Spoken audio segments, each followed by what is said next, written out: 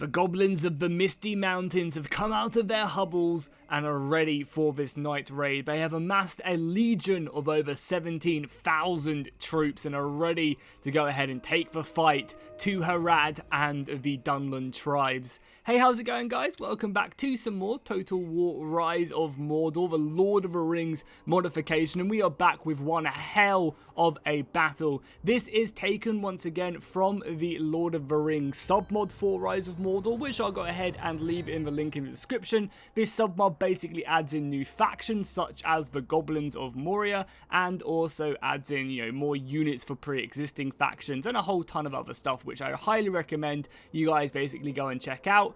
As well as that, we have 28,000 soldiers in this battle. Some people go ahead and give Attila some crap for basically not being very well optimized, but not many other Total War games can do this and run it pretty goddamn well. So hopefully this should be very exciting. The scale of this battle, as we zoom out even more, is just absolutely humongous. If you guys do want to see more of these online battles with Rise of Mordor, just battles of this size, be sure to go ahead and hit the like and the comment down below, as well as hitting that subscribe button. We post these battles quite regularly, and obviously if you haven't already, make sure you hit that bell notification, because without it you just won't see my videos. Unfortunately, that is the way YouTube is now. As well as that, we are also using a really cool custom map on the battlefield, which is very exciting. This is like the this is the Burrows Down, so I had to just quickly go look that up. But yeah, this is kind of where all the wights just kind of, move around the misty darkness. It's really cool, and it kind of really reminds me of Battle for Middle-earth. I don't know if you guys get that vibe for it. I just imagine kind of sending my heroes out to go and clear the wights out at the, the barrow camps and stuff. It's just kind of a really cool feel to it. But let's quickly, as the battle is getting kicked off, we'll stick it on slow-mo as the goblins move up the hill. We'll take a look at a few of the new units that they've added in. So one of the things I kind of brought up right away, I was like, damn, aren't these goblins like really pale? And little did I know is that the goblins are actually really pale in the lore. It's just they never go out in the sun. Well, because they never go out in the sunlight, you never really see them in the true light. So in these like raids where the moon is shining down on the battlefield, you kind of see their true view. You kind of always assume the goblins to be really like kind of dark creatures, but that is not the case. Obviously, the pigmentation is because they don't get any sunlight whatsoever, which was kind of cool to see. So yeah, on the front lines, we do have some of the goblin spearmen. Behind them, we have some of the goblin archers, so just basic units at the moment. We do have some more goblin infantry. These guys are a little bit heavier, and you can see they have kind of a mix of fur and steel or iron armor and weaponry. The weapons are going to be kind of very much makeshift. We kind of have maces there and swords. You can't really see them in the darkness of the moon. There's no like reflection, unfortunately, on any of the models. I believe we have a few more elite units over on this left hand side as well. Yeah, so these guys are a little bit more heavily the scavengers, and these guys basically have a mix of like equipment throughout Rise of Mordor that, by their name, they've gone ahead and scavenged. So they have like Gondorian shoulder plates and shields, and Rohan chainmail, and different padding from different factions. So kind of whoever they've kind of conquered, that's who they've taken it from. I believe there is a handful of other units as well in this. You got some cutthroats as well, which are kind of like just basic infantry ready to go into the flank and cause some havoc. And then we also have the Force of Isengard over on this right-hand side. You guys have seen these dudes a million times. So you got the Uruk Scouts, and then the heavier Urukai back here, which just look amazing in the darkness as well. It looks so good. I'm probably going to brighten it up for you guys a bit so you can see. But yeah, it looks awesome. And then obviously we have Dunland as well. They have a handful of new units in this submod. We can kind of get a good look at all of them, the infantry going back and back. And then finally we have the forces of Harad as well, which I think also have got a pretty big update to their roster in the submod. You got some of the serpent swords. As you continue to go across, you got more spearmen. These are my favorite units in the game. For Harad at least. I love the shields. I'd love more different designs on the shield. They look really cool. So let's just get this battle started. Let's dive into it. I know I didn't kind of go over all the army setups and all the rosters and stuff, but for the most part, I think it's going to be really fun, especially at the scale of this battle. There's just so many units, and I love the custom map as well. I think it adds so much flavor to the battlefield. So obviously, if you didn't catch it, we have the forces of Harad and the tribesmen of Dunland going up against the goblins of the Misty Mountains and also the Urukai of Isengard. So it should be very, very exciting. At the moment, we do have some champion riders kind of skirmishing around. However, I think the Dunland horse riders, it's kind of funny that these have kind of been bought off by Sauron more than anything else. Or Saruman, sorry. These horse riders have been bought off, but they're going up against their fellow tribesmen. As well as that, we are also having a bit of a missile off. Wow, these archers have got extremely close to the front line. Extremely close. And they're kind of suffering the pain from it, right? There's a lot of arrow fire coming in and hitting them. I'm kind of surprised that these dudes are as close as they are. The goblins are staying a little bit further back, though, with their missile force. Not looking to get it committed whatsoever. There is also a bit of a big engagement up here as cavalry come flying in. The Serpent Cavalry of Harad, which, as you can see, are very heavily armored Cataphract cavalry, basically, charging in against the Spearmen of the Goblins. They actually managed to repel that somehow. I'm not quite sure how. There's also been a bunch of other reinforcements being thrown forward here for the Goblins, just looking to kind of probe the battle lines. I mean, they have the numbers, right? There's over 17,000 of these units at the beginning of the battlefield. And once again, over on this other side, we're getting some of the goblins just simply being repelled back by the forces of Harad. And this is a pretty light unit, so it'll be able to keep up with the infantry. We've got another unit, kind of. The goblins are definitely very much just probing to see what sides are weakened. And these units are absolutely trashed, by the way. So this is literally their only design, is to run in and try and weaken up, kind of find some holes in their battle lines.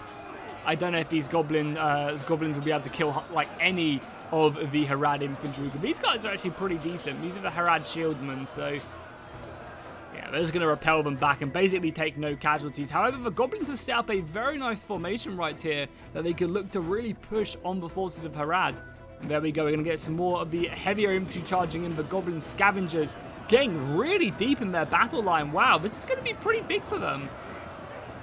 This fighting is going to be brutal. It really is. Because as you can see, there's no real, the shieldmen aren't really in a shield wall. They are simply just, kind of, they're just kind of surrounded by the goblins now. And that's going to give them a good advantage. Obviously, the goblins are so cheap as well that they can use their numbers. And this is exactly what they're doing. This is actually a really good strategy by them. They've sent out reinforcements to basically stagger the Harad infantry line. And that's going to allow them to, quickly envelop any other infantry. This unit can quickly go in and hit these guys, surround them. So it's a really smart move to try and stagger up the kind of battle line.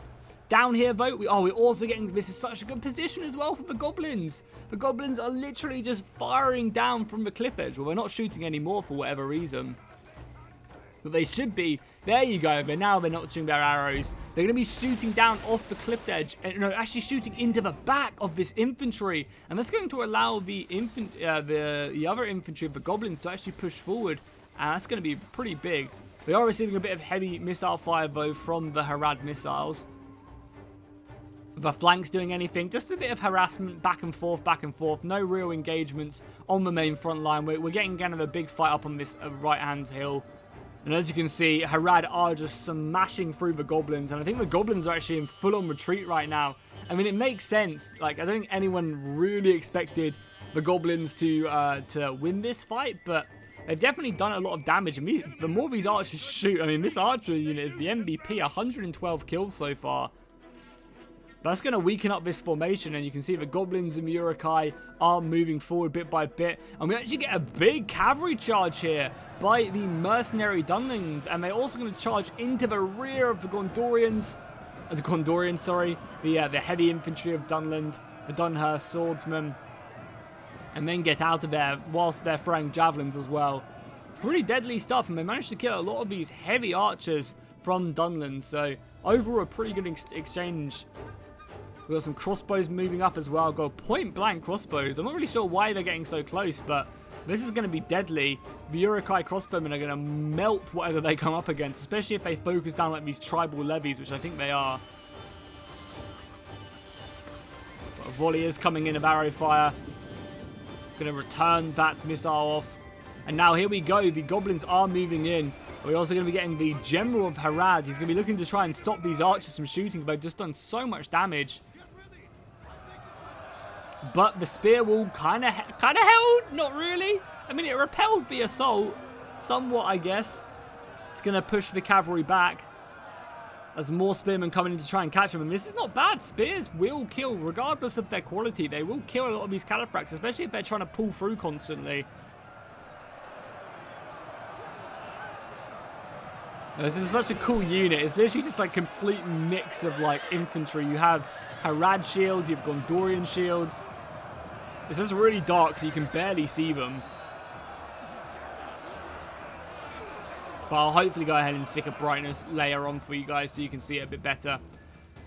And these archers are still continuing to rack up kills. They're on 200 kills now, and they still have so much ammunition left. And that's really aiding to the Goblin assault, because if they can break through this one side, they can pour through with their numbers, and they're not really coming up against the strongest Harad infantry. I feel like the majority of the Harad forces are up on this hill right now, and they are winning it, but at what cost, right? At what cost? If they kind of open up, the Uruk-hai can probably go toe-to-toe with Dunland. And then once that's broken through, you know, the Goblins can just do what they do best and swarm. It's really cool to see this many units in the battle as well. 28,000 troops. That is absolutely insane. And you can see it is a little bit laggy here and there, but honestly, not bad whatsoever. I think I'm currently getting like 50 FPS so far, so... And again, it's not my computer struggling, it's going to be the game. Obviously, you know, 28,000 is definitely pushing it when it comes to battles. I don't think Attila was ever meant. I think Attila's like max in the campaign for vanilla is like something along the lines of like 12,000.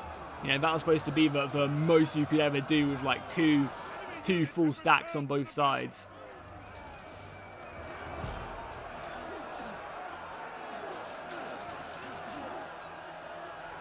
I mean, look at it now. Look at it now. 28,000 soldiers on the battlefield is pretty impressive. I love the smoke effect as well. Not the smoke, it's like mist. I mean, that looks pretty cool. You guys know I'm one for like distant armies and blocks of infantry, stuff like that. And just seeing units moving the distance is just really cool. It makes it feel like an actual battle, right? Because you see all these moving pieces. Arrows flying over, infantry reforming quickly. These guys have been given the order to get down here as the Goblins swarm through. But here we go, a massive cavalry charge. This is going to demolish them. The Harad Lancers come flying in. Wow, that is absolutely insane.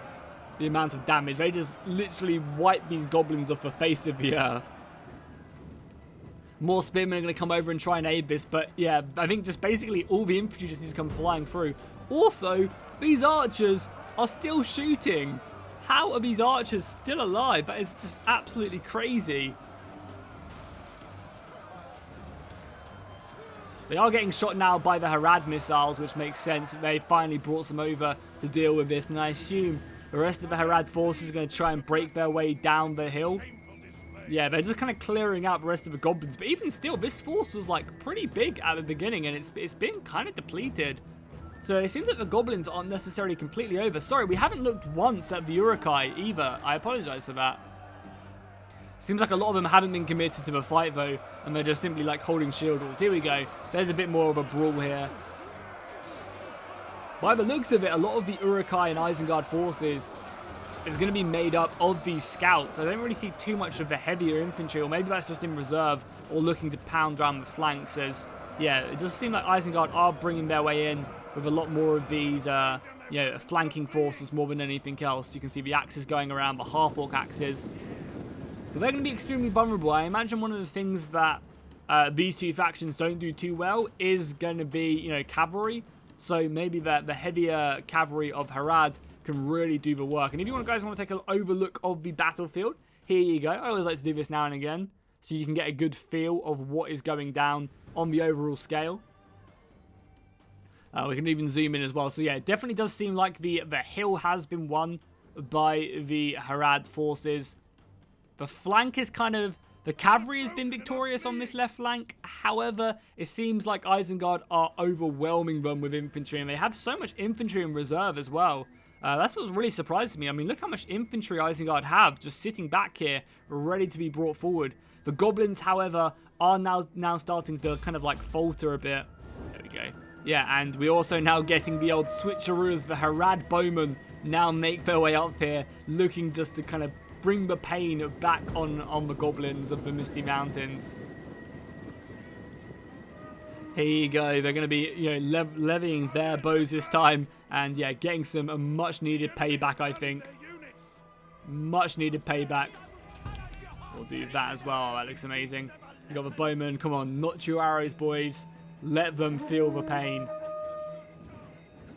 There you go. Awesome stuff. Arrow fire going to be coming in.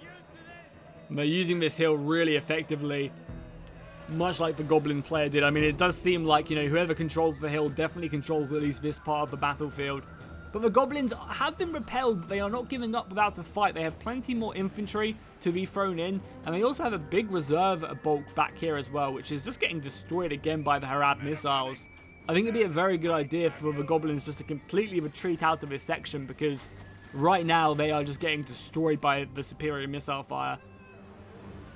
But whilst this is all going on, the Uruks of Isengard are definitely winning the day on the front line. They are smashing back against Dunland. And even though they are taking casualties, I think they are just slowly winning this. And they have so much infantry in reserve as well, that they can just slowly bring into the battle bit by bit. Fresh units will really make the difference. You can even see as well, one of the funny things about, a large portion of the Dunland roster is it has a very big influence from Isengard, because, they pledged at least a lot of the tribes pledged their allegiance to Isengard during the War of the Ring.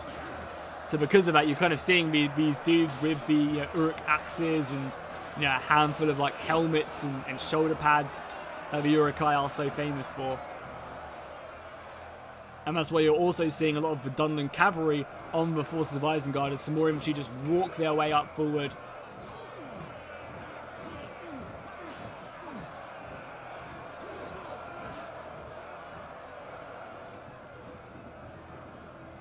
Yeah, the Blood Avengers right here, which do have what I was just talking about, look so good, and they're such a strong shock infantry. They really are. These warriors are bred for a single purpose: to destroy anything in their path, that is for sure. More infantry lines going back and forth, and the archers are just simply focusing down the half-orc axes. This unit can just do so much damage, so it's a great idea for Dunland to try and take out as many of them as they can before the fight does kick off. And it seems like, the cavalry is broken through. The entirety of the Harad army have opened up this path, and the Goblins are in full-on retreat. This raid is not going as they planned. And yeah, you're seeing the Goblins just kind of fold back in on themselves. I'm pretty impressed, though, with the majority of, even in a... I mean, I guess they're not really fighting, though. But in a straight-up fight, it seems like the Goblins have done fairly decently, just trying to break through infantry lines with waves of men. Or Goblins, I should say. And they've actually done nicely, And these elite Harad pikemen, I mean, look at them. They look like something out of 300. You can barely see that, actually. It's super dark. Hopefully it'll look a bit better in post. And wow, oh my god, I was not expecting this. A big break here by Isengard. I thought Isengard was straight up just winning this front line, but I guess not. I thought they were doing a very good job at just, whittling down the infantry. I mean, they definitely do have reserves that can commit to this breach, and I 100% expect them to do that. But I guess the Urukai scouts just don't quite have that staying power, and there you go. The half-orc axis just charging in here. This will be a great breaching point. They're also in flying wedge as well, which means they just get a huge amount of charge bonus, and they also just penetrate through one part of the battlefield. You can see there's so many of them clumped up here that they're going to cut through this line and then envelop around the rest of it. And now we're starting to see, the flanks breaking away, and I think the Urukai are going to be able to start, doing some serious work. However, I don't know if it's going to be enough, honestly. Yeah, you can see them half-orc axis to straight up break this unit. I don't know if it's going to be enough, though, because the entire Harad kind of flanking force is now moving forward. Also, take a look at all the bodies just scattered around this battlefield. Kind of awesome, right? Very awesome. Yeah, look at this. I mean, these guys are depleted, in fairness, but still, I think they're going to definitely struggle. Another look at the Goblins.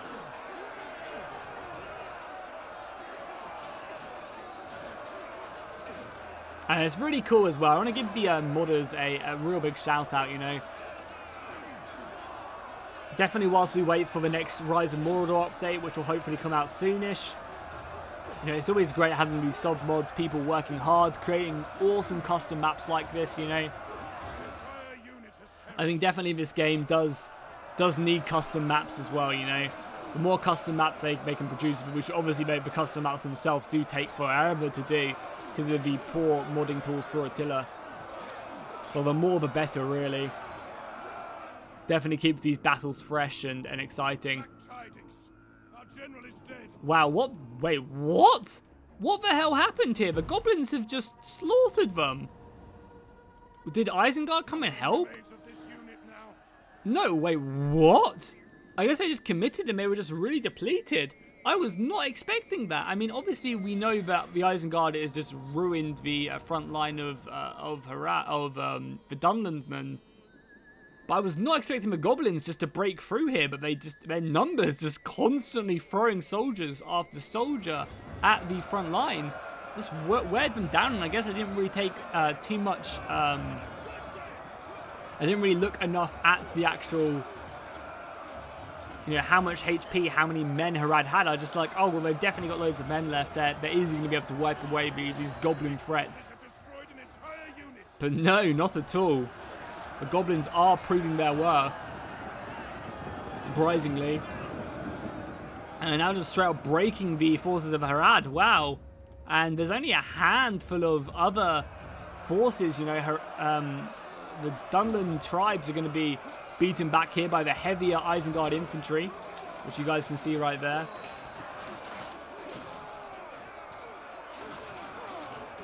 There's only a matter of time until they get enveloped as well. Damn, I was not expecting the goblins to win a crucial victory. I mean, I guess there is so much here, but even still, that is very impressive. And now, yeah, now the last kind of remnants here is still alive. It does seem like, I think, what we're going to see, yeah, we're going to see Harad fall back now. They've seen that their army has been crushed by the goblins, and now they are retreating back to go ahead and take, you know, refuge up on this hill. Bands of Power is also not looking good for them. However, I still think they have a good chance because they are just fighting goblins at the end of the day. But there's still, you know, there's still 7,000 soldiers left in this battle. That is insane. You know, that's normally like a very big battle in Attila. So, once again, kind of crazy stuff. I assume the goblins will just kind of bide their time, wait for the goblins and Isengard to kind of finish up the rest of their fighting out here, and then move on the hill. So what we'll do is we'll skip ahead until this hill fight is ready to kick off, or if any other, you know, stuff happens, if the goblins do decide to assault the hill before Isengard arrive, then I'll cut to that. But let's just jump ahead a little bit. The goblins and the Uruks are diving in to try and smash Harad once and for all. They do have high ground, which is going to be very beneficial to them. Obviously, these archers can kind of pound away at anything coming in to assault their position. But, I mean, by the looks of a balance of power, they're not going to stand a chance. I kind of don't see it being that against against them, honestly. They have decent infantry, all in spear wall. They have, you know, they're going to be repelling these goblins kind of left, right, and center. I guess there's just a lot of the Uruks still left remaining. Yeah, and they will be pushing in. Very, very effective as they throw themselves against the Haradmen, who kind of have nowhere left to run. The darkness has come for them, and they're going to have to try their best to stay alive. I mean, I definitely still think there's a chance they could win this if they do some good cavalry charges, maybe kill a general or two.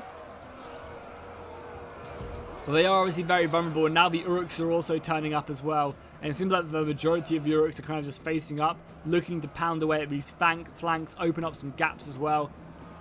Yeah, the Urukai are going to be kind of the biggest worry for Harad for sure, as this battle does come to its climax.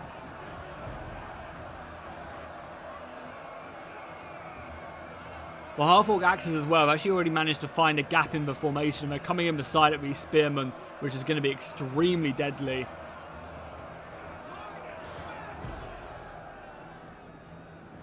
More infantry being thrown up. We do have some of the Harad axe bearers though. They're going to be looking to come into the side, kind of into the side of the... That was kind of a bit preemptive though. They don't really get around the flank, unfortunately, of these Uruk swordsmen. More infantry are being thrown out, and as you can see, this is just an all-out brawl, and I think the numbers, there's just so many of them. The numbers are going to play a huge part. There's still some archers left, though. And it's going to, I think, really going to come down to whether or not the Uruks do just kind of channel down this one place, or if they actually do look to come around the flank. We have the Goblin War Boss as well. I don't know what one of these is supposed to be, the Goblin War Boss. Maybe one of these guys. Yeah, I have no idea who's supposed to be the general here, but either way, he's in that unit, embedded. And the ranks are being pushed forward. Even a Goblin Shield Wall. Probably don't see that too often. Being advanced forward. The Uruks just like, get out of my way. As they fly into a battle. Yeah, I think now at this point, now the battle has devolved into such a mess. I think it's quite obvious that the numbers are going to play such a huge part. We still have all of these guys left in reserve. The archers are out of ammunition. And as soon as we start to see one big break, I think everything else will just collapse in. The Axemen going out as well. The Axemen are going to be pretty vulnerable though. I mean, they're going to win this charge. But the cavalry, the general unit, the Golden Serpent Cataphracts are going to kind of come around the flank, and I imagine charging. They're very exhausted, and they're actually completely fresh as well. So this should be a very devastating charge. Let's take a look. Yeah, that is exactly that. I mean, they're basically nullifying these half-orc axes. Oh my god, that charge was brutal. They're just going to kind of come out and move back in, but every single gap is being exploited right now by the Uruks. They're going to be looking to come through this side, envelop them on this position, but they are meeting heavy resistance. But it's just wave after wave. We even have some berserkers as well being brought into the fight. They look like they've been in some pretty bloody combat so far. 250 kills of a berserker. It's the first time we've seen them.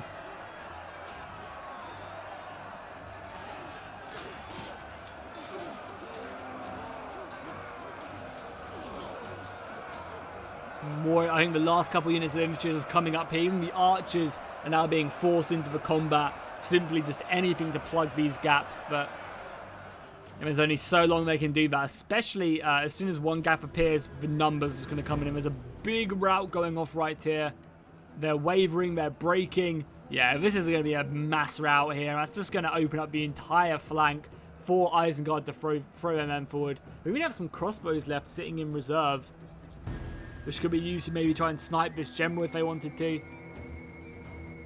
Oh wow, there's a lone Uruk right here as well. A lone half-orc axe. Oh, he just gets his head sliced right off. Brutal. There you go. A big break here. The goblins are pouring through. We do have some southern archers trying to stop them, but I don't think it's going to be enough. You know, the infantry is going to come flying through this into a gap, and even the sturdy infantry of Harad will not be enough. We are going to be getting a flying wedge, though, coming in. It's kind of like a chevron. The Serpent Cavalry are going to make their last charge. For honor and glory. Certain death. But the goblins are actually pretty weighty, considering they're kind of, you know, like goblins. They actually do manage to kind of hold their line against the chargers. But I guess they are spearmen, so they get a bonus against cavalry. So not too bad whatsoever. But that's going to be the battle, I think. The Uruks just move in for their last stands right now. Easily clearing out the competition, and that's going to be the battle. Let's just speed through this one, as we're going to be seeing them just kind of committing everything they have. There are some reserves back here, some infantry, but I mean, what a battle that was. A huge scale engagement, which I always love to see. I want to also give a massive shout out to the guys who recorded this battle. I really appreciate it. They send me in so many battle replays, and it's absolutely awesome. If you guys want to be a part of battles like this, be sure to go ahead and join the Discord. I think if you're watching this the day of release, they're going to be hosting a Seven Kingdoms battle. They're going to be hosting a Seven Kingdoms battle, the Battle of the Trident. So if you want to be a part of that, join my Discord down below. And obviously you can take part in these battles in the future as well when new updates come out and stuff like that. So I highly recommend you do check it out. But let's check it out. So the Goblins were victorious. I think definitely with the help of the Isengard army. But, you know, for the most part, that was a very, very good battle. The Goblins, yeah, racking up some decent kills. 200 kills on their normal infantry is not bad. And the archers as well, over 300 kills on some of the archers. It's pretty insane. Over on the Dunland forces, I imagine it's just the Blood Avengers, over 300 kills, and their archers as well, doing a naughty job. Harad, their general, over 400 kills, and then the axes as well, 400 kills, and quite a few down there. Isengard themselves, the Berserkers, I imagine, 200 kills on the Berserkers, and the archers as well, doing decently. And then finally, we actually already looked at the Goblins, but there we go, guys. If you enjoyed this, be sure to drop a like and a comment down below, and I'll see you in the next one.